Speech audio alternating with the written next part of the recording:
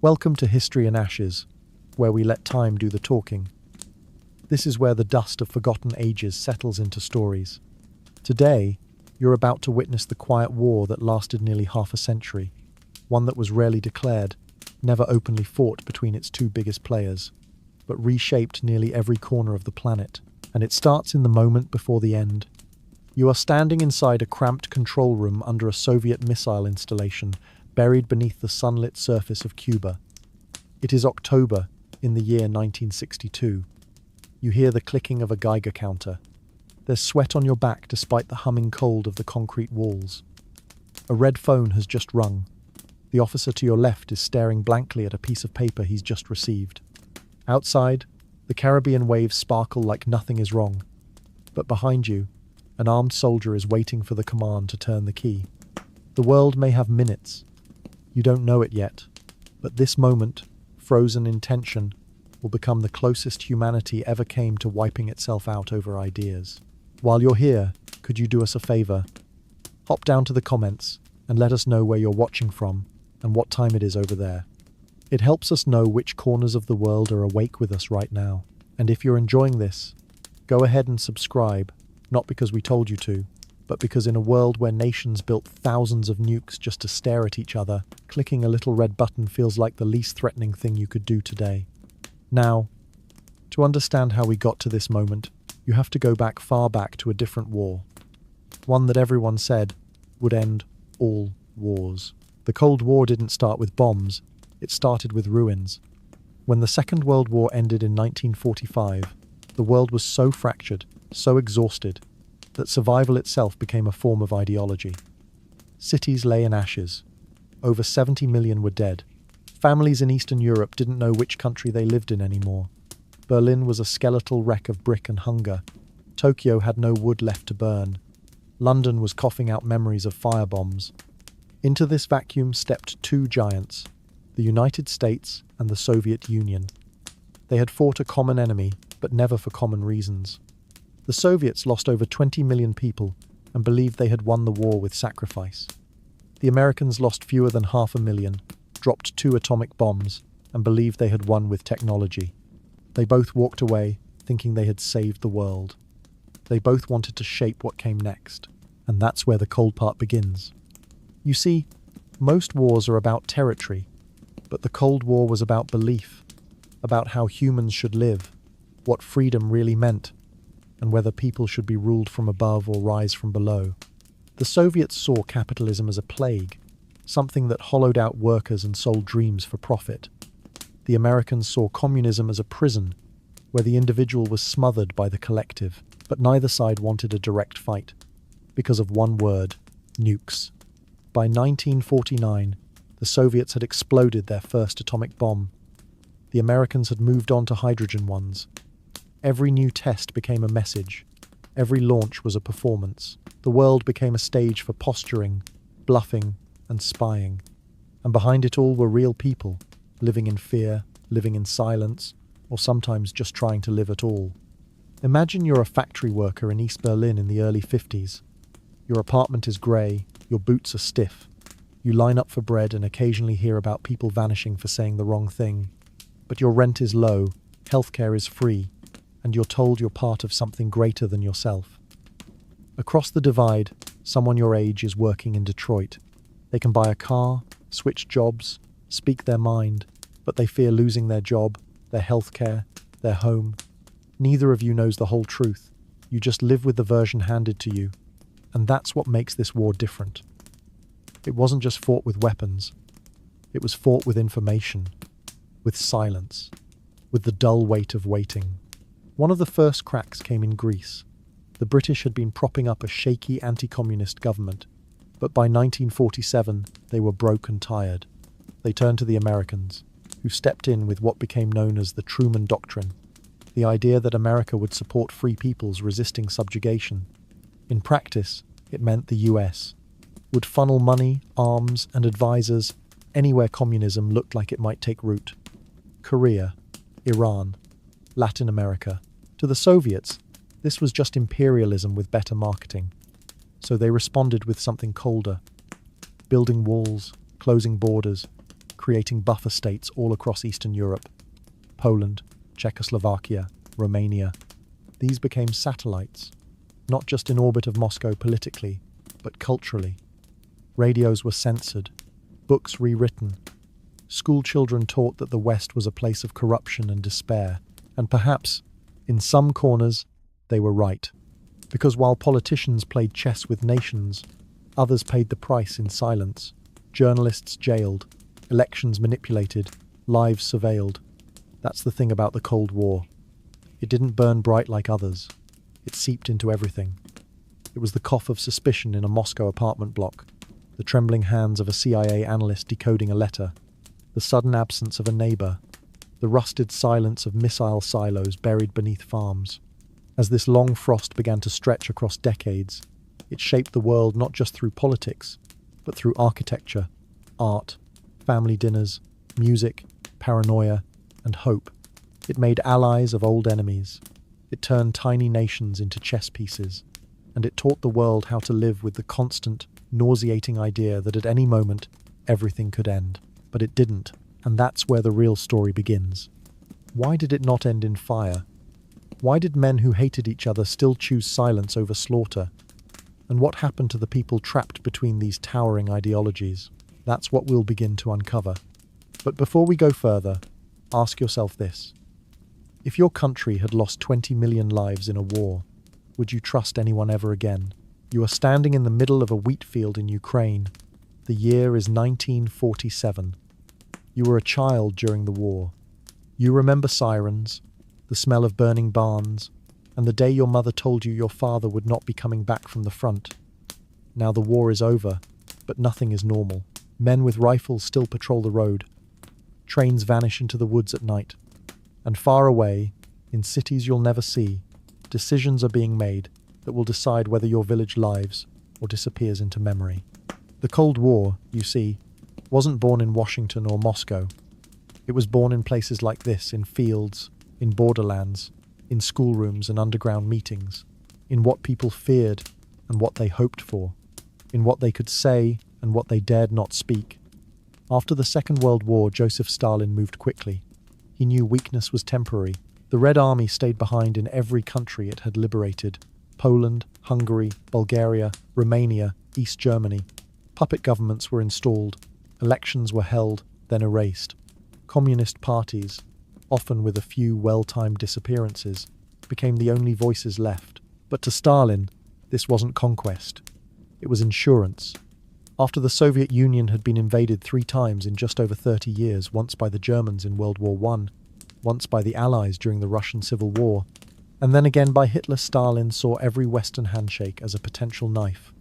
He wanted a buffer, a wall of obedient nations between him and the West. A red curtain drawn across Europe. Winston Churchill gave that curtain a name. In 1946, while speaking in a small Missouri town alongside President Truman, Churchill warned that an iron curtain had descended across Europe. On one side, freedom. On the other, oppression. It was not just a metaphor. It was a border made of barbed wire, machine guns, and silence. And that silence was enforced by secret police. Every Soviet-aligned state built its own security apparatus. In East Germany, it was the Stasi. In Poland, the UB. In Hungary, the RVH. These organizations didn't just arrest spies, they watched everyone. They opened mail, listened to phone calls, recruited neighbors to report on each other. In some cases, 1 out of every 6 people was informing on the rest. But what did this fear buy them? It bought control and a strange kind of peace. Meanwhile, in the West, the Americans were doing something else entirely.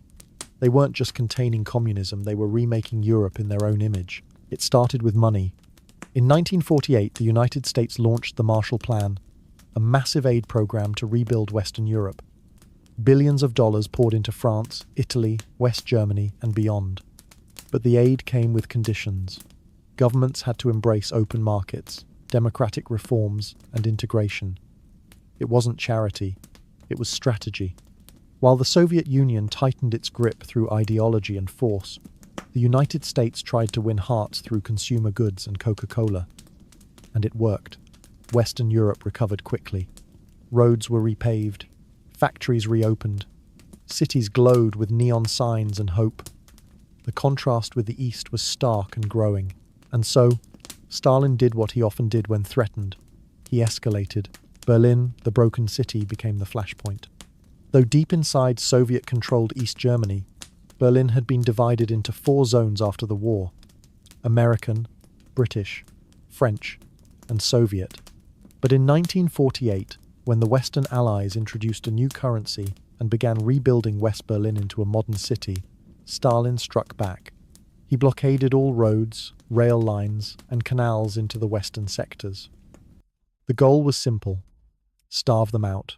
What followed was one of the greatest logistical feats in history: the Berlin Airlift. For over 1 year, American and British planes flew day and night, every few minutes, dropping off food, coal, medicine, and even chocolate. Pilots became heroes. Children named the aircraft after them.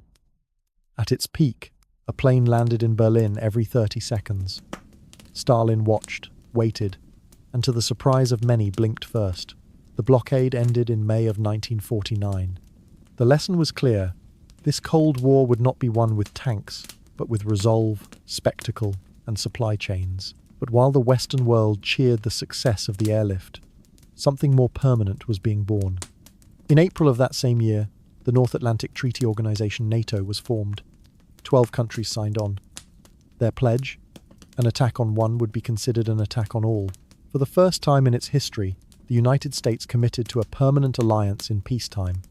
To the Soviets, this looked like encirclement, so they moved to counter it, and that meant doing something they had long feared: sharing the atomic secret. In August of 1949, deep in the Kazakh steppe, the Soviets detonated their first nuclear bomb. It was a near copy of the American design, thanks to both espionage and some truly brilliant Soviet scientists. The world had entered a new phase. From now on, the Cold War would not be a standoff between strong and weak. It would be a standoff between equals, both capable of destroying everything. And yet, life went on. In kitchens, people made tea. In factories, workers showed up late. In schools, children were told who to fear. The Cold War didn't stop time. It just bent. It made it slower, more careful, full of little choices shaped by bigger ones. Take, for example, a Hungarian teacher in the early 50s. She teaches literature, but must first explain how all good stories reinforce the goals of socialism. She is watched by her students, her colleagues, and her own conscience. She remembers her brother, arrested for writing a poem. Every lesson is a risk. Every word could be misunderstood. Now multiply her by millions. That's the hidden weight of Cold War history. The lives shaped not by bullets, but by silence. By what was not said. By what was remembered. Quietly. Alone. So the world, divided, settled into routines. But tension is never truly routine. And soon, it would break out again, not in Europe, but in a small country on the other side of the globe. And as you'll see, when the Cold War turns hot, the rules don't matter. You are crawling through mud in pitch-black darkness. The monsoon is pounding the rice paddies like a drumbeat. Your uniform is soaked, your rifle jams, and you haven't slept in 2 days. Around you, dozens of men are doing the same, young, confused, too scared to speak. You are 20 miles south of the 38th parallel in Korea. The year is 1950. You do not speak the language. You do not fully understand the war. All you know is that somewhere in this darkness, someone else has been told to kill you for the same reasons you've been told to kill them. The Cold War turned hot here, fast and brutal. Let's rewind a bit. At the end of the Second World War, Korea was liberated from Japanese rule. But like Germany, it didn't return to independence. Instead, it was split. Not naturally, not by vote, but by an arbitrary line drawn along the 38th parallel. The Soviets would control the north, the Americans, the south. It was supposed to be temporary. But of course, nothing in the Cold War was ever temporary. By 1948, both sides had installed governments loyal to their ideologies. In the north, Kim Il-sung, backed by Moscow, ruled with a mix of nationalism and Stalinism. In the south, Syngman Rhee, supported by Washington, claimed authority over all Korea, but governed with a heavy hand. Neither side accepted the border as permanent, both prepared for war. And then, on a quiet Sunday morning in June of 1950, North Korean troops poured across the 38th parallel in a full-scale invasion. They moved fast. Seoul fell within days. The South Korean army collapsed. American officials were stunned. Many had believed no major conflict would come, but now it had, and they faced a choice. Let communism win its first expansion by force, or fight back. President Truman didn't ask Congress for a declaration of war. Instead, he went to the United Nations, where a resolution was passed, helped, ironically, by the fact that the Soviets were boycotting the UN at the time, with UN backing. American troops, mostly from occupation forces in Japan, were rushed to the peninsula. They weren't ready. Early American units were under-equipped, undertrained, and overwhelmed. They were pushed back to a tiny corner in the southeast, the Pusan perimeter. It looked like South Korea would be lost, but then came a bold counterstrike. General Douglas MacArthur, known for his dramatic flair, launched a surprise amphibious landing at Incheon, far behind enemy lines. It worked. North Korean forces were caught off guard. The tide turned rapidly. Within weeks, UN forces had pushed the North Koreans back across the border and kept going. Here's where the Cold War became more than just America versus the Soviet Union. As UN forces approached the Yalu River, which borders China, the Chinese government led by Mao Zedong warned them to stop. MacArthur ignored the warnings. In November, hundreds of thousands of Chinese troops, disguised as civilians, crossed into Korea under cover of night. What followed was chaos. American and South Korean forces were pushed back in a brutal winter counteroffensive. The city of Seoul changed hands 4 times. The war devolved into trench warfare, muddy, freezing, senseless. Soldiers fought for hills with no names. Civilians were caught between front lines that never stayed still. By 1951, the front had stabilized again near the original dividing line. Peace talks began. But the fighting continued for 2 more years. This is one of the tragic patterns of the Cold War. Proxy wars that start quickly and end slowly. While diplomats debated terms in air-conditioned rooms, young men died in forests and mountains over lines no one would remember. Civilians paid the highest cost. Entire villages were destroyed by airstrikes. Families vanished without explanation. Refugees lived in camps for decades. An estimated 3 million Koreans north and south died. That's 1 in 10. And in the end, nothing changed. An armistice was signed in July of 1953. Not peace, just an agreement to stop shooting. The border remained almost exactly where it had started. A demilitarized zone, 2.5 miles wide, still separates the 2 Koreas. It is one of the most heavily guarded borders in the world, but the consequences echoed far beyond Asia. For the United States, Korea proved that containment would not be cheap or clean. It meant boots on the ground. It meant lives. It meant staying involved everywhere. For China, it was a coming-out party. The People's Republic, only founded in 1949, had shown it was willing to fight and to bleed, to shape the world around it. From now on, China would be a player in Cold War diplomacy. And for the Soviet Union, Korea became a reminder. Ideology alone would not win. Military power and proxy power was essential, but maybe the most important consequence of Korea was psychological. The world now understood. The Cold War could get hot fast. And once it did, there would be no clean exits, no easy victories, just mud, frostbite, broken villages, and a return to square one. And yet, the world didn't step back from the edge. Instead, both sides doubled down. The arms race accelerated, the fear deepened. And in basements and bunkers from Nevada to Novaya Zemlya, new weapons were being prepared not for war, but for a war that must never happen. And that raises the question, how do you build a weapon you hope no one will ever use? You are 200 feet below the surface of Montana. It is late at night, in the year 1958. You are sitting in a concrete bunker, surrounded by blinking lights and rotary phones that haven't rung in months. There's a clipboard in your hand. A 2-page launch procedure sits in front of you. If the call comes, you will follow the steps. You have never met the people you might destroy. You have no idea what they believe. All you know is that your silence is part of the strategy, because this is the job: to wait, and to end the world if asked. This was the new normal. After Korea, both the United States and the Soviet Union understood that conventional wars were costly, messy, and inconclusive. But nuclear weapons? They promised something else. Finality. The nuclear arms race wasn't about numbers. It was about posture, about who could strike harder, faster, from more directions, and with fewer second thoughts. And so, each side built more, and then more. By the early 50s, both countries had moved from atomic bombs like those dropped on Hiroshima and Nagasaki to hydrogen bombs, which were hundreds of times more powerful. These were not battlefield weapons. These were city killers, nation killers, and yet they kept building them. In 1952, the United States detonated its first hydrogen bomb. The explosion vaporized an entire island in the Pacific. A year later, the Soviets tested their own version. By the end of the decade, both had hundreds of warheads. Soon, thousands. Submarines were fitted with launch tubes. Bombers were put on permanent alert. Missiles were designed to cross oceans in under half an hour. A new kind of math entered the public vocabulary: mutual assured destruction, or MAD. The idea was as simple as it was horrifying. If both sides could guarantee the total annihilation of the other in response to an attack, then no one would dare start anything. Peace, enforced by apocalypse. But peace didn't mean comfort.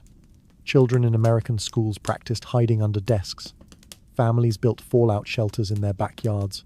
Government films explained how to duck and cover, as if a blanket could protect you from a fireball brighter than the sun. In the Soviet Union, civil defense was more centralized, but the message was the same: the enemy could come at any moment. Be ready, be obedient, be silent, and always, there were the tests. Between 1945 and 1996, over 2,000 nuclear tests were conducted worldwide. Some were underground, most were not. In Nevada, entire mock towns were built and then obliterated for research. In Kazakhstan, villagers living near the Semipalatinsk test site were never evacuated. Many were never even warned. There are stories of shepherds watching the sky turn white, of mothers giving birth to children with deformities they never understood, of soldiers ordered to march toward mushroom clouds as part of training exercises. This too was the Cold War, not just geopolitical tension, but long, slow radiation. Invisible legacies in blood and soil. But the arms race wasn't just about who had the most warheads. It was about who had them where. In the mid-50s, both nations began developing intercontinental ballistic missiles, ICBMs capable of reaching the other side of the world in minutes. Submarine-launched ballistic missiles followed. These could roam the oceans, unseen, with enough firepower to end civilization. By the early 60s, the concept of the nuclear triad had emerged: land-based missiles, submarine-based missiles, and strategic bombers. All redundant, all overlapping, all ready. This created a strange kind of logic.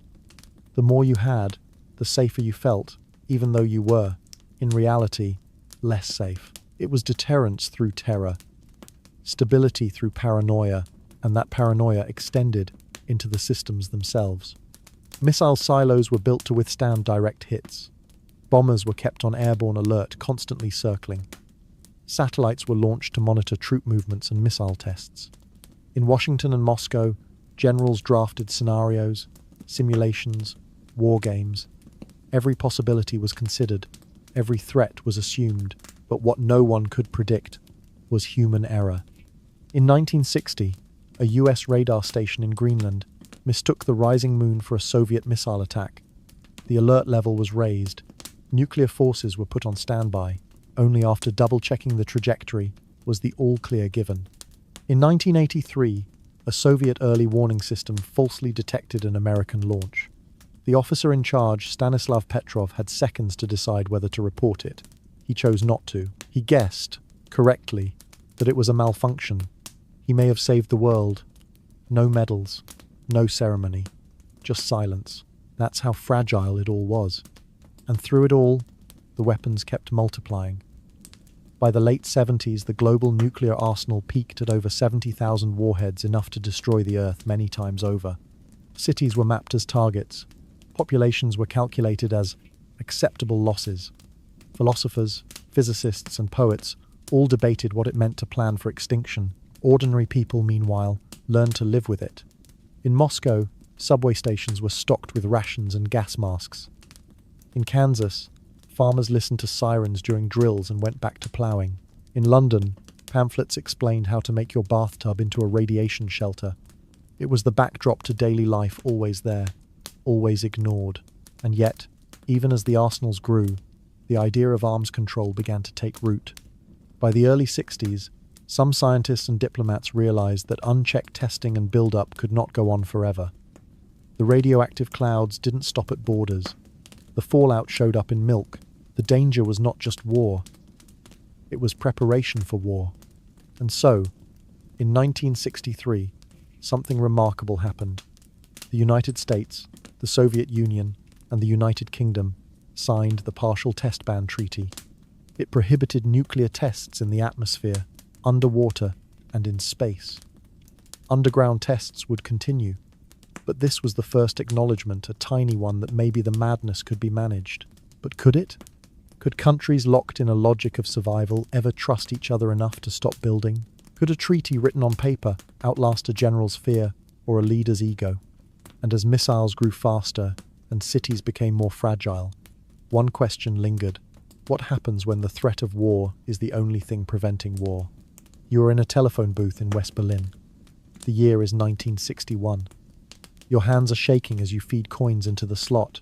You speak carefully. Your voice is flat, emotionless. You're not calling a friend, you're passing along coordinates. You don't know who receives them. You don't know what happens after. All you know is the message and the fear that someone, somewhere, is watching you through fogged glass. This was not war in the usual sense. There were no trenches, no uniforms. This was the realm of the Cold War's quietest soldiers, the spies. Espionage wasn't just a Cold War subplot, it was central. Intelligence agencies didn't just collect information. They helped shape governments, plan coups, feed lies to the press, and even train rebels. Every major power had a hand in it, but two institutions stood out above all others: the CIA and the KGB. The Central Intelligence Agency, created in 1947 by the United States, was born in fear. Fear of Soviet infiltration, fear of communism's spread, fear that the enemy might strike anywhere, anytime. The CIA's mission was global.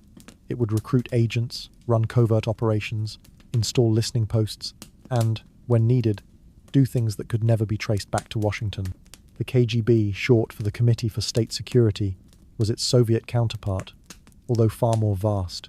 It not only conducted foreign espionage, but also policed Soviet citizens, maintained internal security, and crushed dissent. Its agents were highly trained, deeply loyal, and often terrifying in their reach. In the Soviet world, the KGB wasn't just a spy agency, it was an extension of the state's eyes and ears. Together, they turned much of the globe into a shadow war. In cities like Vienna, Istanbul, and Berlin, divided places, wounded by history, intelligence agents moved like ghosts. Some posed as diplomats, some as students, some ran radio stations. Some ran newspapers. Dead drops were hidden in hollow trees, park benches, and inside fake stones. Messages were passed in crossword puzzles, laundry lines, and the way someone folded a newspaper. The stakes were often abstract political influence, strategic data, or secrets. But the consequences were real. Betrayal, prison, execution. One of the most famous early spy cases was that of Julius and Ethel Rosenberg, an American couple accused of passing nuclear secrets to the Soviets. In 1951, they were convicted and sentenced to death. Their trial gripped the nation. Many believed they were scapegoats. Others saw them as traitors. To this day, the full truth is debated. But their execution in 1953 marked something new. The Cold War could kill not just through war, but through the law. And spies weren't just gathering data. They were shaping reality. In Iran, in 1953, the CIA helped orchestrate a coup to remove the democratically elected Prime Minister Mohammad Mossadegh, who had nationalized oil resources. The Shah was reinstated with American support. It was a textbook Cold War intervention, hidden, strategic, and long-lasting in its consequences. A year later, in Guatemala, the CIA helped overthrow another elected government, fearing it leaned too far left. The region would be plunged into civil conflict for decades. In the Soviet sphere, the KGB monitored every whisper of dissent. Writers were jailed, scientists surveilled, even jokes could be punished. But the KGB didn't only defend it, also infiltrated. Agents were planted in embassies, universities, peace organizations, even within NATO itself. And perhaps most chilling, you never knew who was watching. In East Germany, the Stasi took this further than anyone. By the 80s, they had developed the most comprehensive surveillance state in history. They recruited over 100,000 informants. Another 200,000 were unofficial. That meant in some neighborhoods, 1 in 3 people was informing. Husbands on wives, children on parents. A nation turned against itself in the name of loyalty. But espionage wasn't just about control. It was also about deception. Both the CIA and the KGB launched misinformation campaigns. Fake newspapers were planted. Fake stories were leaked. Radio stations broadcast false news into enemy territory. The goal was not just to inform, it was to confuse, to unsettle, to create doubt. And then there were the double agents. People like Kim Philby, a high-ranking British intelligence officer who spent years feeding secrets to the Soviets before defecting.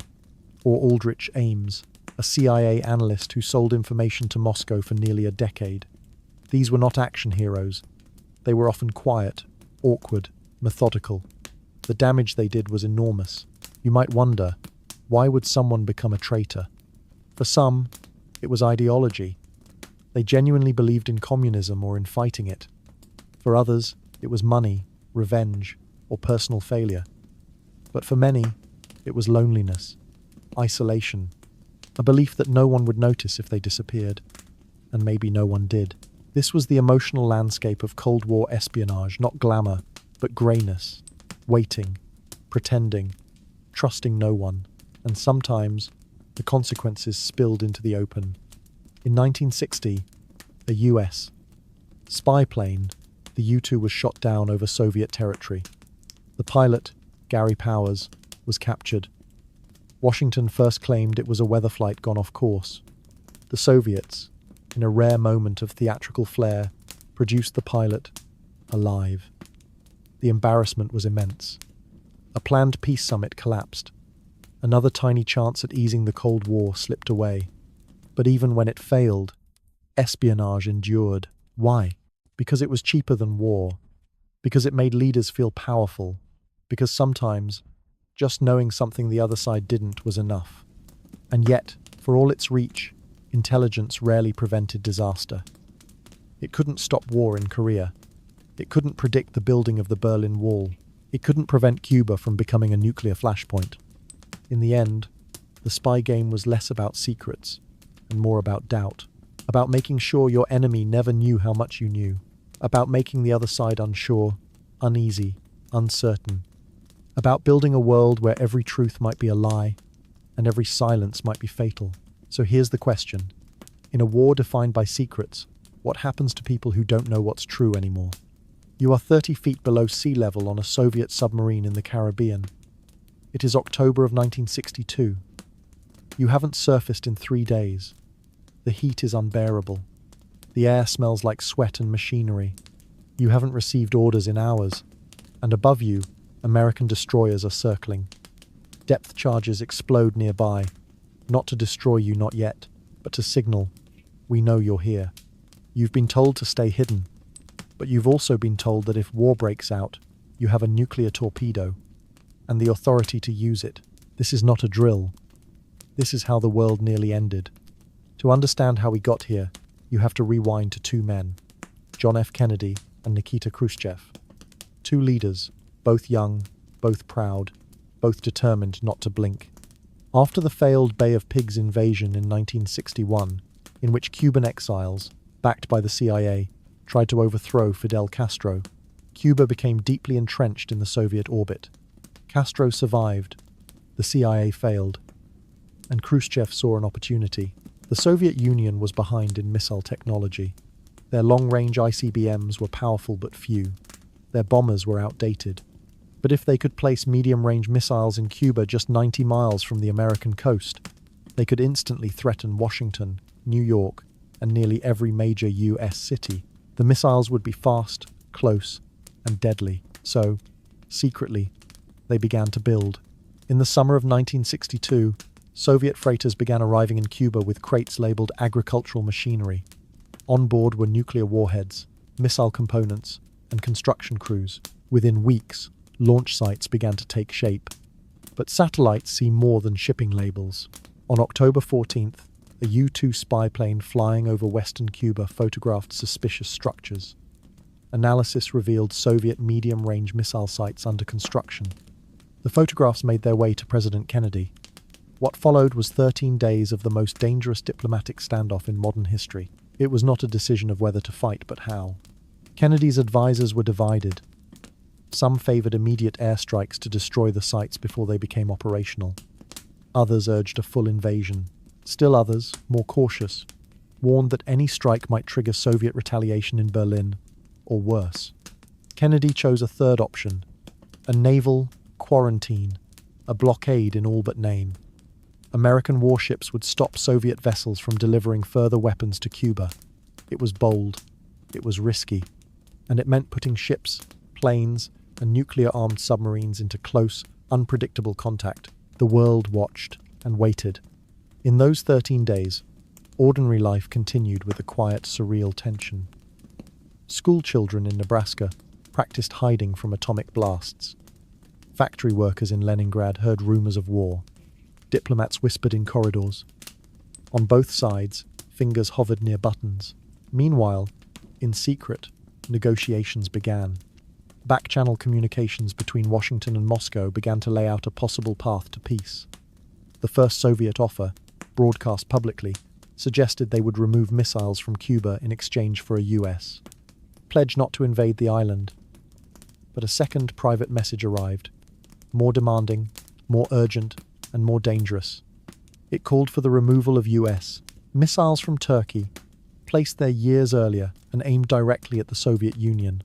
Kennedy, under pressure, responded to the first offer publicly and to the second quietly. In a deal struck behind closed doors, the United States agreed to remove its Jupiter missiles from Turkey, but not immediately, and not as part of the official agreement. The Soviets agreed to dismantle their Cuban missile sites under UN supervision. The crisis passed, but not without cost. What the public never knew at the time was just how close things had come. On October 27th, a U-2 plane was shot down over Cuba. The pilot, Major Rudolph Anderson, was killed. In another incident, an American destroyer dropped signaling depth charges near a Soviet submarine, the one you imagined earlier. What the Americans didn't know was that the submarine carried a nuclear torpedo. The captain believed war had already begun. He wanted to launch. But Soviet protocol required agreement from 3 officers on board. 2 agreed. The third, Vasily Arkhipov, refused. His refusal may have saved the world. There were no headlines for him, no statues, just a name buried in documents for decades. This, too, is Cold War history. Decisions made in darkness, remembered only by silence. After the crisis, both sides realized how close they had come. A direct communication line, the hotline, was established between Washington and Moscow to allow immediate contact in future emergencies. Arms control discussions gained new momentum. And yet, both countries kept building, kept testing, kept posturing. Because if the Cuban Missile Crisis taught the world anything, it was this. Even the smallest mistake, the briefest miscommunication, could bring catastrophe. And the Cold War wasn't going away. It was shifting from confrontation to containment, from missiles in Cuba to ideology in Vietnam. And the next battlefield would not be 13 days long. It would stretch over a decade. So the question is, after you survive a near apocalypse, do you become more careful or just more committed? You are 19 years old. You've just stepped off a military transport plane in Da Nang. The air feels thick, like breathing through wet cotton. You've never heard insects this loud.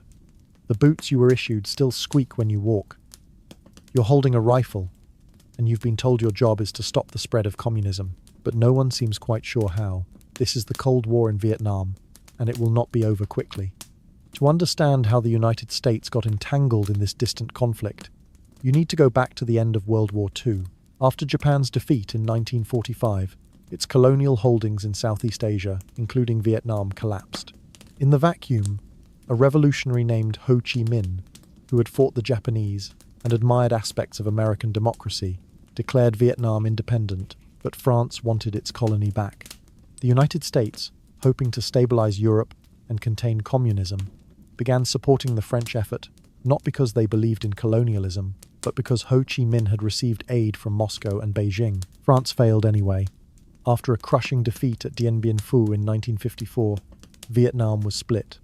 Communist North, led by Ho, and anti-communist South, led by a shaky coalition supported by the West. It was supposed to be temporary.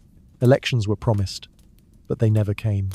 Instead, the United States stepped in, gradually and then all at once. What began as military advisors soon became troops, then divisions, then hundreds of thousands of soldiers. By 1968, over 500,000 American troops were in Vietnam, and yet the enemy remained elusive. There were no clear front lines. The North Vietnamese Army and the Viet Cong, a southern communist insurgency, blended into villages, forests, and shadows. American patrols marched through jungles where the enemy was invisible, and the terrain itself was hostile. Booby traps, ambushes, and guerrilla tactics replaced traditional battle. The war was fought with helicopters and napalm, with nightly airstrikes and daytime firefights, but also with ideology. Because in Washington, this wasn't just about Vietnam. It was about credibility. If Vietnam fell, the thinking went, then Laos might fall, then Cambodia, then Thailand, then maybe India or Japan. This was the domino theory, and it shaped every decision. But it was also a war waged on television. Every night, American families watched the conflict unfold in black and white graininess. Helicopters landing under fire, wounded soldiers being carried away, napalm burning through treetops and villages alike. The images didn't just shape opinions, they stirred doubt. Meanwhile, Vietnamese civilians, farmers, shopkeepers, entire villages were caught in between. The village of My Lai, 1968. American soldiers, believing they were entering a hostile area, opened fire on civilians. Over 500 were killed, including women, children, and the elderly. The massacre was covered up for over a year. When it was exposed, it ignited outrage, not just at the horror itself, but at the growing sense that the war was unwinnable and perhaps unjust. That same year, during the Tet Offensive, communist forces launched a massive, coordinated assault on cities across South Vietnam, including the US Embassy in Saigon. Militarily, the offensive was repelled, but psychologically, it shattered the illusion that the enemy was losing. At home, protests exploded. College campuses filled with chants, draft cards were burned. Some young men fled the country, others were sent to fight. Families were divided, political careers rose and fell, and through it all, the war dragged on. Then came the secret bombing of Cambodia, then Laos, then the expansion of the war's geography and its chaos. By the early 70s, President Nixon promised a strategy of Vietnamization, withdrawing American troops while increasing support for South Vietnamese forces. The goal was to leave without losing, but the North Vietnamese were patient and determined. In 1973, a shaky peace accord was signed.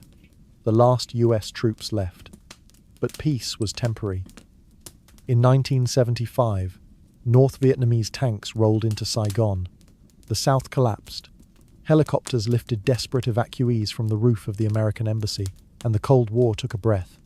For the United States, Vietnam was a wound, a failure of policy, of intelligence, and of strategy. Over 58,000 Americans died. Millions of Vietnamese, Cambodian, and Laotian civilians and fighters lost their lives. Entire villages were erased. Forests were poisoned. Lives were shattered. But for the Soviet Union and China, it was proof that the United States was not invincible. The Cold War was not just missiles and speeches. It was mud, mosquitoes, fear, and fire. It was a 19-year-old, trying to survive one more patrol. It was a Vietnamese farmer, trying to protect his family from both sides. And still, ideology marched on. The question that remains is this. After a war that no one won and everyone suffered from, how do you explain what it was all for? You're in a government office in Moscow in the early morning. Fluorescent lights hum overhead. You are an economist, not a soldier, not a spy, and you are staring at a report on factory output. It shows steady decline. Steel production is down. Consumer goods are missing from shelves. Farmers are demanding fertilizer. And your boss, who works under the Central Committee, has just ordered you to reclassify the numbers. The Cold War was not just missiles in silos. It was also numbers on paper, rewritten to preserve the illusion of strength. In the early 1970s, both the United States and the Soviet Union were stumbling. The Americans were politically fractured by the Vietnam War. The Soviets were facing the quiet rot of inefficiency and stagnation. Their empire was still large, but the rust was showing. Enter détente, a French word meaning relaxation. It was not peace. It was not friendship. It was exhaustion. In 1972, American President Richard Nixon visited Beijing. He shook hands with Mao Zedong. It was the first time a sitting US president had visited the People's Republic of China. The gesture was geopolitical strategy, using China to counterbalance Soviet power. A few months later, Nixon visited Moscow. There, he signed the strategic arms limitation talks known as SALT I with Soviet leader Leonid Brezhnev. For the first time, the two great powers agreed to slow the arms race. They capped the number of intercontinental ballistic missile launchers and placed limits on nuclear submarines. The logic was simple. Neither side could afford the math of infinite escalation.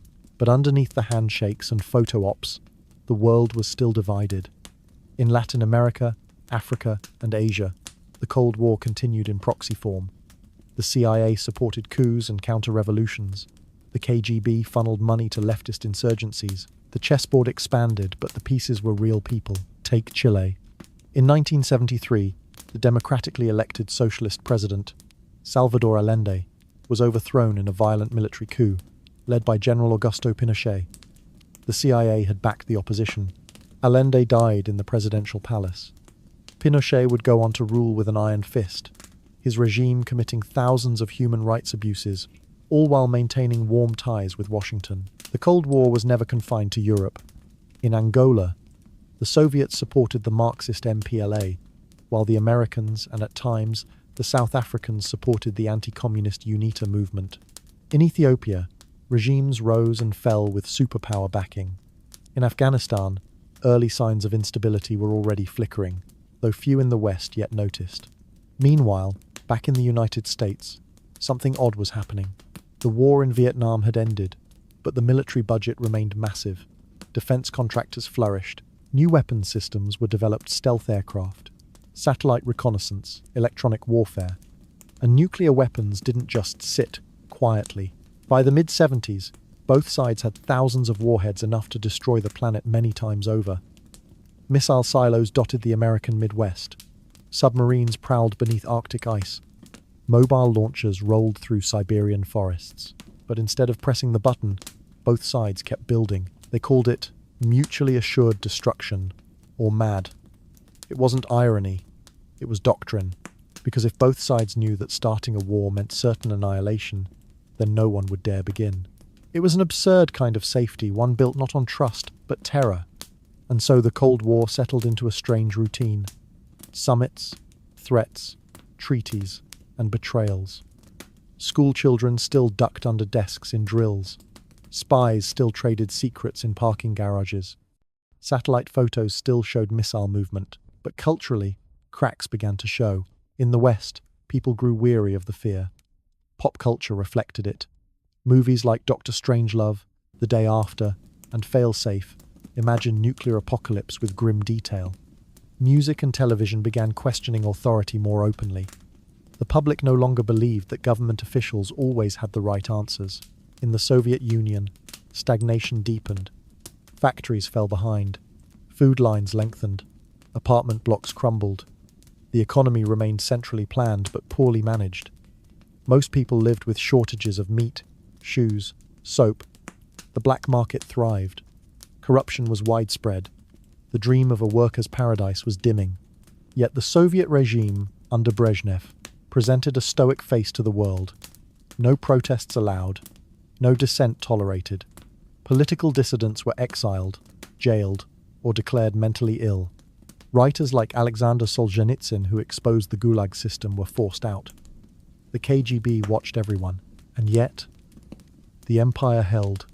The Warsaw Pact countries, East Germany, Poland, Czechoslovakia, Hungary, Bulgaria, and Romania, all remained under Soviet influence. Behind the Iron Curtain, life was grey, monitored, but stable at least on the surface. In the United States, Watergate exploded. President Nixon, who had travelled the world making diplomatic history, resigned in disgrace in 1974. His fall symbolised the broader disillusionment of the era. Trust in institutions plummeted. The Cold War, once framed as a noble moral struggle, began to look like an endless, expensive stalemate. So what was détente really? A pause? A tactic? A lie? The weapons were still there. The spies were still active. And just beyond the next decade waited a renewed surge of confrontation. The quiet of the 70s, the calm of détente, was not the end. It was only the breath before the storm. You are a young soldier stationed near the Fulda Gap in West Germany. It's 2 a.m. The forest is still. The radios hum. Your boots are damp from dew. You're not thinking about ideology. You're thinking about what might happen if the wrong code gets typed into the wrong terminal at the wrong time. Just miles away, Soviet tanks wait. You've been told that if war breaks out, you'll have less than 15 minutes to act, or to run. In the quiet space between détente and escalation, uncertainty was the only constant.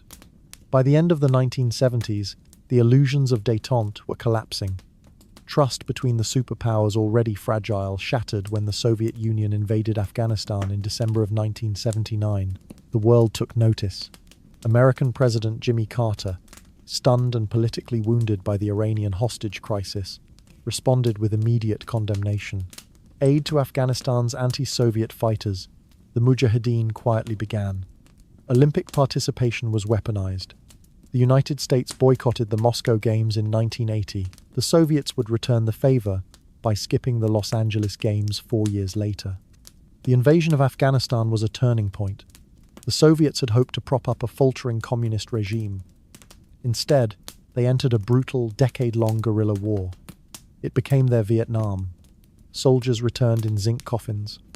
Morale within the Red Army dropped. Internationally, the Soviet Union's image darkened. Meanwhile, in the United States, the pendulum swung. Ronald Reagan was elected president in 1980.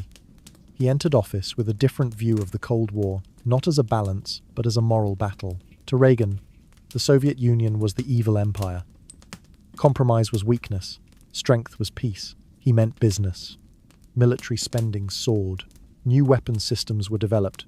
B-1 bombers, MX missiles, and the controversial Strategic Defense Initiative, a proposed space-based missile shield that the press quickly nicknamed Star Wars.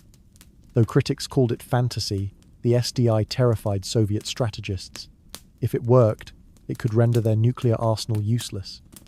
And that shifted the balance of deterrence, or at least the perception of it. Reagan's approach rattled nerves in Moscow. They saw escalation, not defense, and the world edged closer to misunderstanding. In 1983, during NATO's Able Archer military exercise, tensions spiked dangerously. The simulation, a rehearsal of nuclear war response protocols, looked to the Soviets like the real thing. In Moscow, some within the KGB believed a genuine first strike was imminent. Soviet forces were quietly put on high alert. It may have been the closest the world had come to accidental nuclear war since the Cuban Missile Crisis. But no missiles launched. The mistake was avoided not by grand diplomacy, but by restraint at the margins. And luck, yet the era remained full of danger. 1983 also saw the shooting down of Korean Airlines Flight 007. The plane, a civilian airliner, had strayed off course and entered Soviet airspace, mistaking it for a US. Spy aircraft, Soviet fighters fired. 269 civilians died, including a US congressman. The outrage was global. Moscow refused to apologize. Trust plunged, and behind the scenes, things in the Soviet Union were deteriorating. Leonid Brezhnev died in 1982. His successor, Yuri Andropov, lasted just over a year. He was followed by Konstantin Chernenko, who died shortly after taking office. The Soviet leadership had become a string of aging men clinging to old doctrines. Each funeral was televised. Each speech recycled the same stale promises. But beneath the surface, change was building. In the United States, the Cold War wasn't just in politics. It was in culture. In movies like Red Dawn, teenagers fought Soviet invaders. In Rocky IV, an American boxer defeated a Russian machine. In classrooms, students learned to fear nuclear winter. In households, adults joked darkly about fallout shelters and canned goods. The fear was real, even if it had become routine. And still, even with all the build-up, even with the arms, the alliances, and the rhetoric, no one fired the first shot. Instead, the war remained cold, and yet, not lifeless. In Poland, a new kind of resistance was stirring. It wasn't armed. It was organized. It was called Solidarity, a trade union movement led by shipyard electrician Lech Wałęsa. It demanded better working conditions, political freedoms, and human rights. By 1981, the movement had over 9 million members. The Polish government, under pressure from Moscow, declared martial law, but the spark had caught. The Cold War was shifting again. No longer just about governments and generals, it was becoming about workers and citizens, about dissidents and poets, about truth whispered in kitchens and hope carried in pamphlets. And behind closed Kremlin doors, reformers were beginning to whisper too. The Soviet Union could not continue like this forever. Its economy was hollowing. Its people were tired. Its soldiers were dying in the Afghan mountains. And a new, unknown face was quietly rising in the ranks, a younger man with different ideas. But for now, the silence remained. The missiles stayed in their silos. The soldiers watched each other from opposite sides of barbed wire fences. And the world spun forward, inching closer to another kind of confrontation, not of warheads, but of wills. Because what happens when a system built on fear begins to run out of fear? You are in Moscow, standing in line. It is 1985. It is cold, early spring. You are waiting for bread. You've been waiting for nearly 2 hours. The shelves are thin. The rumors are thick. Someone ahead of you whispers about a change at the top, something about a younger man, someone who smiles on television, someone who wears suits that actually fit. You wonder if it matters. You're used to waiting, not just in lines, but in life. Across the Soviet Union, the cracks were no longer hidden. The war in Afghanistan was bleeding money and morale. The economy, massive and sluggish, had become a bureaucratic machine, churning out low-quality goods and inflated statistics. Cynicism was normal. Hope was rare. And then, in March of 1985, Mikhail Gorbachev became General Secretary of the Communist Party. He was 54 young by Soviet leadership standards, energetic, charismatic. He spoke of reform. He smiled in public. He addressed the nation not with robotic slogans but in conversational Russian. For many, it felt different, but words were not enough. Gorbachev soon introduced 2 key policies: perestroika, meaning restructuring, and glasnost, meaning openness. Perestroika was meant to revive the economy. It allowed for limited private enterprise, tried to loosen central control, and gave managers more autonomy. Glasnost, meanwhile, opened the doors of censorship. Newspapers began to publish previously banned topics. Citizens were encouraged to speak honestly, even critically, about government failures, and they did. Suddenly, the floodgates were open. Stories of Stalin's purges resurfaced. The Gulag system was acknowledged. Environmental disasters, corruption, and the inefficiency of state-run industries were discussed openly. Television programs debated history. Books long forbidden were reprinted. It was exhilarating and dangerous, because once people could speak freely, they also began to demand change. In the West, Gorbachev was welcomed. Reagan, once hawkish, saw in him a possible partner. The two met in Geneva in 1985, and again in Reykjavik in 1986. They argued, they laughed, they found common ground. In Washington, Reagan began to soften his rhetoric. Gone was the "evil empire" speech. In its place were calls for cooperation. And eventually, in December of 1987, the two leaders signed the INF Treaty, eliminating an entire class of nuclear weapons from Europe. It was the first arms reduction treaty of its kind. Not just limits actual destruction of weapons, but back in the Soviet Union, not everyone saw Gorbachev's reforms as victories. To hardliners, glasnost was an invitation to chaos. To nationalists in the republics, it was a signal. Perhaps independence was possible. And to ordinary citizens, it often meant confusion.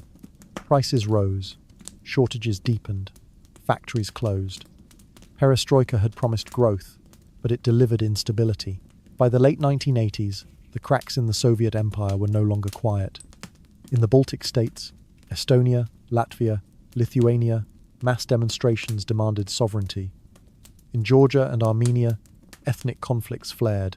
In Ukraine, environmental anger over the Chernobyl disaster turned into broader dissent. Chernobyl itself had been a turning point. The nuclear accident occurred in April of 1986. The government's initial cover-up, followed by international fallout, both literal and political, exposed the systemic failures of Soviet bureaucracy. Glasnost ensured people knew the truth, and that truth spread. By 1989, the winds of change had crossed into Eastern Europe. In Poland, the Solidarity movement long suppressed was legalized. Free elections followed. Communists were defeated at the ballot box. In Hungary, reformers began dismantling the border fence with Austria. By September, East Germans were using that opening to flee westward, and in East Germany itself, protests grew. By October, thousands marched in Leipzig, then hundreds of thousands. The chants were simple: "Wir sind das Volk," we are the people. Then, on the 9th of November, 1989, the Berlin Wall opened. It wasn't planned. It was a miscommunication, a bureaucratic mistake. But when the gates opened, people didn't hesitate. They climbed the wall. They danced. They cried. They crossed freely, some for the first time in decades. The Cold War had not ended with a bang. It had ended with a crumbling wall and cheers in the night. But for the Soviet Union, the story was not yet over. Gorbachev had hoped to save socialism by reforming it. Instead, his reforms accelerated its collapse. In the republics, independence movements gained steam. In Moscow, political power began to shift away from the Communist Party. New political figures emerged among them, a rising voice: Boris Yeltsin. By the end of 1990, the Soviet system was unraveling faster than it could be repaired. But the Cold War, that long, frozen standoff of ideologies, had already melted. Not through conquest, not through nuclear war, but through ideas, protests, economic pressure, and exhaustion. It had lasted more than 4 decades. But now, standing in the ruins of old slogans and toppled statues, one had to ask, what happens when a world built around an enemy no longer has one? You are standing in Red Square, Moscow, in late December of 1991. The winter air is biting, and the vast expanse before you is crowded with thousands. The familiar hammer and sickle flag has been lowered for the last time.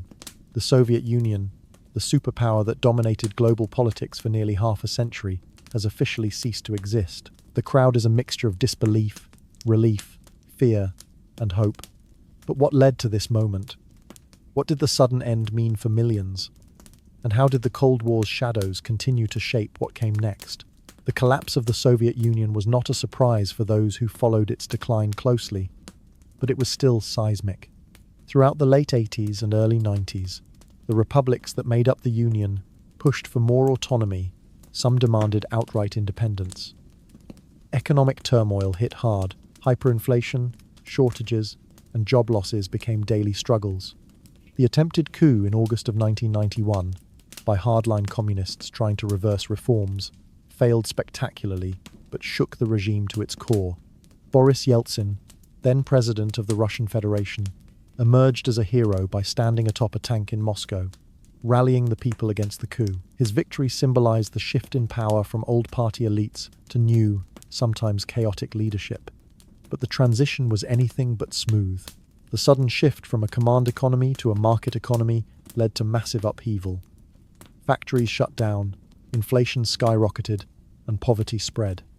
The oligarchs, a small group of businessmen, gained immense wealth by acquiring state assets in highly controversial privatizations.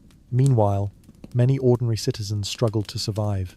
Social safety nets vanished almost overnight. Healthcare, pensions, and education suffered. Life expectancy dropped. Crime rates surged. The shock of change was raw and painful. Internationally, the end of the Cold War left a vacuum. For the United States and NATO, it was a moment of triumph, but also confusion. How do you handle a world with only one superpower? What responsibilities did that bring? In Europe, Germany reunified in October of 1990, a powerful symbol of the new order. Yet the wounds of division remained. Eastern European countries moved quickly to join Western institutions, NATO and the European Union, seeking security and prosperity. This expansion, however, stirred resentment in Russia. Russia itself was struggling to redefine its identity. The loss of empire, the economic collapse, and the political chaos left many Russians feeling humiliated and uncertain. Nationalism rose. The government under Yeltsin faced opposition from multiple fronts, from communists nostalgic for the old days to ethnic separatists. One of the most violent conflicts was the First Chechen War. Beginning in 1994, the breakaway Republic of Chechnya fought to gain independence from Russia. The war was brutal. Cities were shelled, civilians caught in crossfire. Human rights abuses were widespread. The conflict dragged on for years, with devastating consequences. This war was part of the larger story of post-Cold War instability. The nuclear arsenal inherited by Russia remained a constant concern. Thousands of warheads were still on alert, and fears of proliferation rose. The newly independent states, Ukraine, Belarus, Kazakhstan, among them suddenly possessed nuclear weapons, but faced pressure to disarm. The Budapest Memorandum of 1994 saw these countries give up their nuclear arsenals in exchange for security guarantees from Russia, the US, and the UK. Yet the guarantees would later prove controversial. At the same time, former Cold War rivalries morphed. Relations between Russia and the West oscillated between cooperation and suspicion. NATO's eastward expansion was seen by many in Russia as a threat, a betrayal of post-Cold War promises, and a cause of renewed tensions.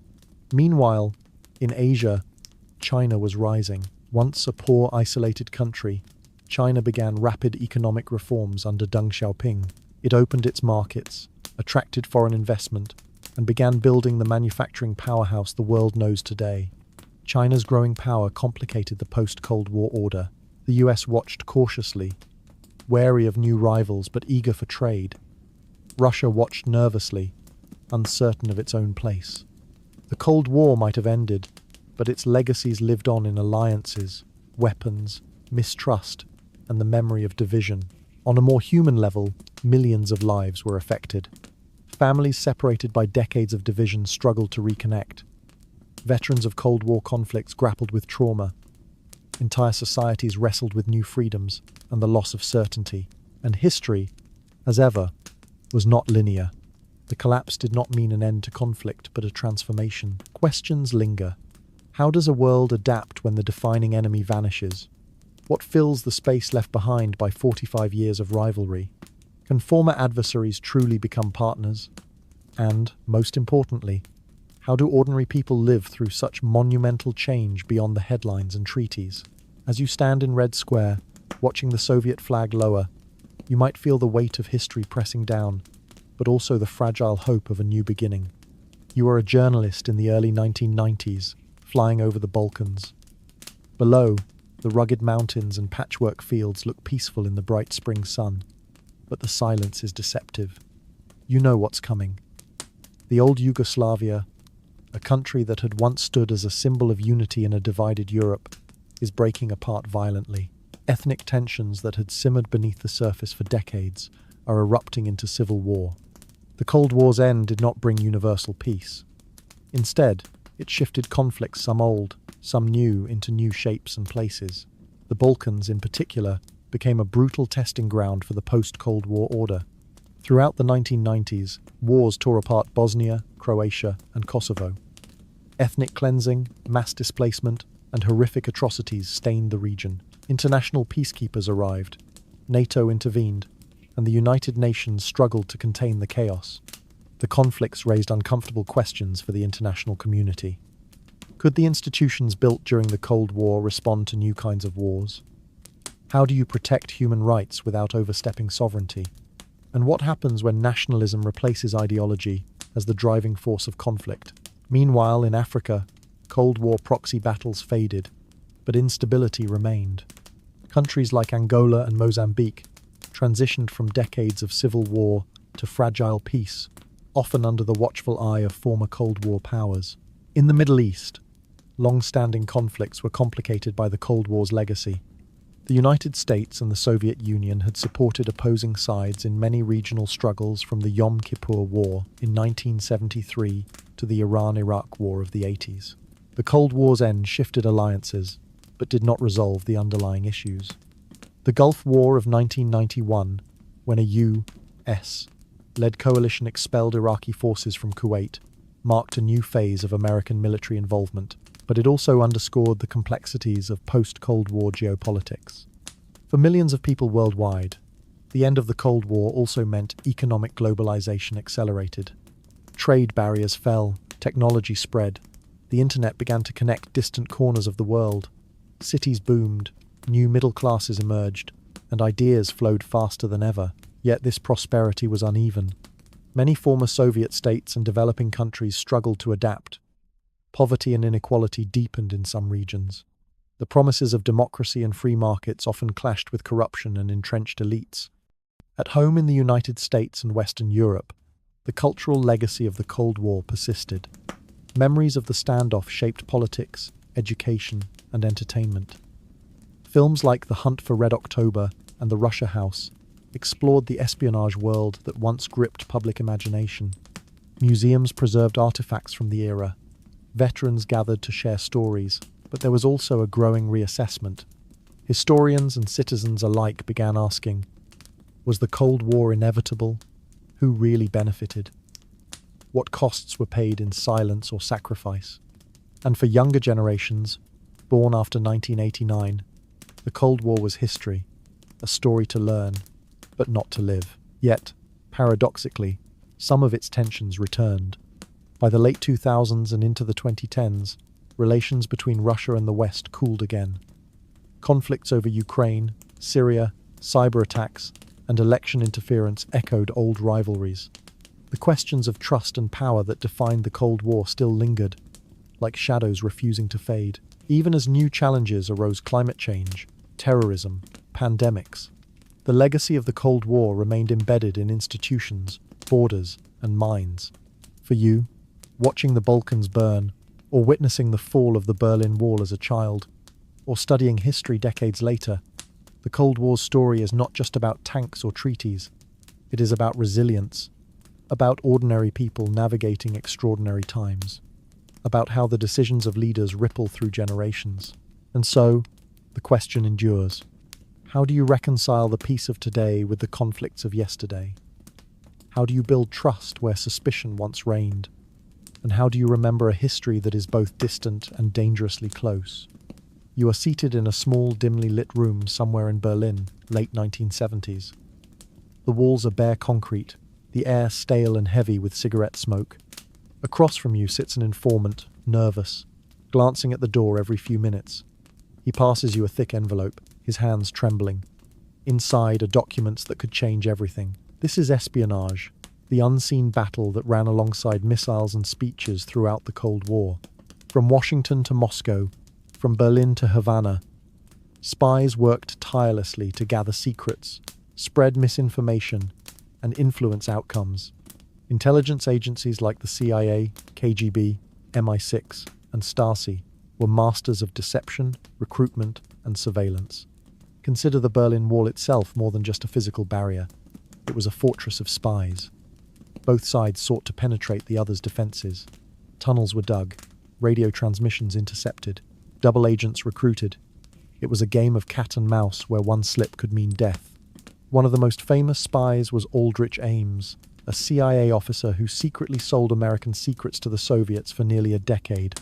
His betrayal compromised dozens of agents, leading to arrests and executions. His motives were simple but deadly: greed and disillusionment. But espionage was not always about betrayal. Some spies became double agents, playing both sides to protect their countries or themselves. The British double agent Oleg Gordievsky famously provided critical intelligence on Soviet intentions, risking everything to warn the West. The technology of spying evolved too. The U-2 spy plane, whose 1,960 downing caused an international crisis, was part of a larger effort to gather photographic evidence of missile deployments. Later, satellites replaced planes for much of the surveillance, providing detailed images from hundreds of miles above Earth. But spying wasn't limited to governments. Businesses, scientists, and even artists found themselves targets or unwitting participants. Industrial espionage became a concern, as nations competed for technological advantage. The Stasi, East Germany's secret police, created one of the most extensive surveillance networks in history. Millions of files documented the lives of ordinary citizens, their friends, conversations, even hobbies. Fear of informants created a culture of suspicion and silence. Yet, espionage had a human side. Behind every file, every coded message, were people with families, fears, and choices. Some betrayed friends, others sacrificed themselves for causes they believed in. Many lived in constant danger, trapped between loyalty and survival. The ethics of espionage remained debated. Was it necessary for peace, or did it deepen mistrust? Did spying prevent war, or make it inevitable? What is clear is that intelligence shaped many Cold War events in ways that often remain hidden. When the Cuban Missile Crisis was averted, it was partly thanks to spy photos. When Soviet plans were uncovered, they shifted course. When negotiations succeeded or failed, secret communications played a role. Espionage was the Cold War's dark undercurrent, unseen but powerful. And as technology advances today, questions remain. How much do we really know? How much are we watched? And at what cost? You are a high school student in the United States in the late 1950s. It is a chilly autumn morning, and your teacher is preparing you and your classmates for the inevitable nuclear attack. You kneel under your desk during a duck and cover drill. The sirens wail outside, but the lesson is clear. War could come at any moment, and you must be ready. For over 4 decades, the Cold War seeped into the very fabric of daily life, influencing not just politics and military strategies, but culture, education, and social norms. In schools across the United States and much of the West, the threat of nuclear war shaped curricula and drills. Children learned what to do during air raid warnings: to duck, cover their heads, or find shelter in basements. Posters adorned walls, showing families building bomb shelters or storing canned food. This preparation was more than practical. It was psychological. Living under the shadow of possible annihilation shaped a generation's outlook on life. It taught vigilance, fear, and a deep distrust of the enemy, often portrayed as a faceless, monolithic threat. In the Soviet Union and Eastern Bloc countries, similar lessons were taught, though often intertwined with propaganda, praising communism's superiority and denouncing Western capitalism. Young people were encouraged to join youth organizations like the Young Pioneers or Komsomol, where loyalty to the state and readiness to defend it were core values. But beyond schools, the Cold War's influence blossomed in arts and media. Hollywood churned out films filled with spies, saboteurs, and nuclear apocalypse. Movies like Invasion of the Body Snatchers, 1956, echoed fears of infiltration and conformity. Others, like Fail Safe, 1964, depicted the terrifying possibility of accidental nuclear war. On television, shows like The Twilight Zone used science fiction to comment on paranoia, mistrust, and societal anxieties. Comic books, novels, and music also reflected Cold War tensions, sometimes overtly, sometimes subtly. In the Soviet Union, art was tightly controlled. Socialist realism dominated a style meant to glorify workers and communist ideals. But underground, dissident artists expressed dissent and questioned the regime, often at great personal risk. The Cold War also influenced technology and science. The space race, sparked by the Soviet launch of Sputnik in 1957, was as much about ideology as exploration. It captured imaginations worldwide and led to rapid advances in rocketry, computing, and telecommunications. Every technological breakthrough was both a point of pride and a potential weapon.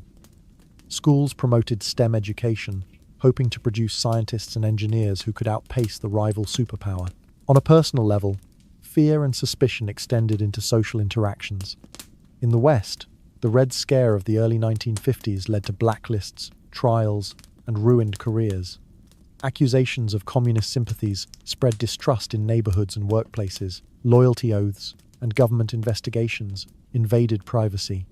Similarly, in Eastern Europe, surveillance and informants created climates of fear. Neighbors reported neighbors. Families hid opinions. The line between public and private blurred. Yet, amidst this tension, ordinary people found ways to live, love, and hope. Families celebrated holidays. Children played in streets, and communities formed bonds that transcended politics. Cultural exchanges, though limited, brought moments of understanding. Music, literature, and art occasionally bridged divides, revealing shared human experiences beneath ideological differences. The Cold War also shaped migration and demographics. Thousands fled authoritarian regimes seeking freedom. The Berlin Wall separated families. Refugees moved westward. Immigration policies in the US and Europe often reflected fears about security and ideology. Meanwhile, in less visible ways, the Cold War influenced economics. Military spending drove industrial growth, created jobs, and spurred innovations. But it also diverted resources from social programs. Debates over defense budgets shaped elections and policies. As the Cold War wore on, exhaustion set in. By the 1970s and 80s, many citizens questioned the endless arms race, proxy wars, and political posturing. Peace movements emerged. Demonstrations against nuclear weapons grew. Calls for disarmament echoed worldwide. The cultural legacy of the Cold War is complex. It is a story of fear and hope, division and connection, propaganda and truth. It shaped how millions understood their world and their place in it. And long after missiles were dismantled and walls fell, the echoes remained in memories, institutions, and the very way history is told. What does it mean for a society to live under constant threat? How do cultures adapt to prolonged conflict that never erupts into open war? And what lessons does this hold for us today? You stand today at the edge of a museum exhibit dedicated to the Cold War. Objects behind glass tell a story, a missile silo control panel, faded propaganda posters, a battered Berlin Wall segment. Visitors pass through silently, many lost in thought. The Cold War may be over, but its history still shapes how you understand power, conflict, and survival. The Cold War was a decades-long contest, not just of armies, but of ideas, resilience, and endurance. It was a global shadow cast over everyday life, over governments, over hopes and fears. From the explosive moments, the Cuban Missile Crisis, the Berlin Blockade, to the quiet, slow erosion of trust that ended the Soviet Union, the Cold War was a complex dance of tension, diplomacy, and human experience. It forced humanity to reckon with the terrifying possibility of self-destruction, a nuclear apocalypse that could have erased civilization many times over. The doctrine of mutually assured destruction held the world hostage in a delicate balance of terror. But it also showed how ordinary people found ways to endure, how dissidents wrote forbidden books, how families in divided cities longed for reunion, how soldiers faced fear and confusion without fire. The Cold War shaped borders that still exist today. It defined alliances, rivalries, and the global order that followed. The North Atlantic Treaty Organization, NATO, remains a central military alliance. The Russian Federation carries the legacy of Soviet power and its complicated relationship with the West. China's rise was accelerated in part by the vacuum left by the Soviet collapse. Technologies born from Cold War competition, satellites, computers, nuclear energy, have transformed life in unexpected ways. And yet, as you look around the exhibit, the question remains, have we truly escaped the Cold War's shadow? Recent decades have seen resurging tensions.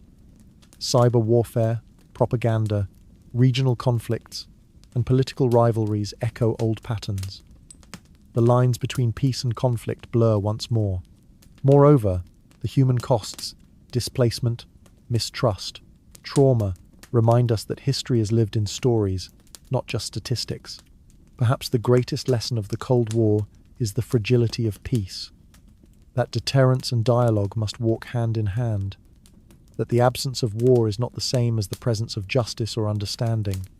As you leave the museum, you carry with you the knowledge that history's ashes can warm or burn. The Cold War was neither inevitable nor inevitable to repeat, but it is a reminder that vigilance, empathy, and courage are needed to shape a better future. So, where do you stand today? In a world still shaped by those long decades of conflict, what role will you play in ensuring that the lessons learned do not fade into forgotten shadows? Thank you for journeying through this story with History in Ashes. If you want to dive deeper into any part or explore another historical saga, just say the word.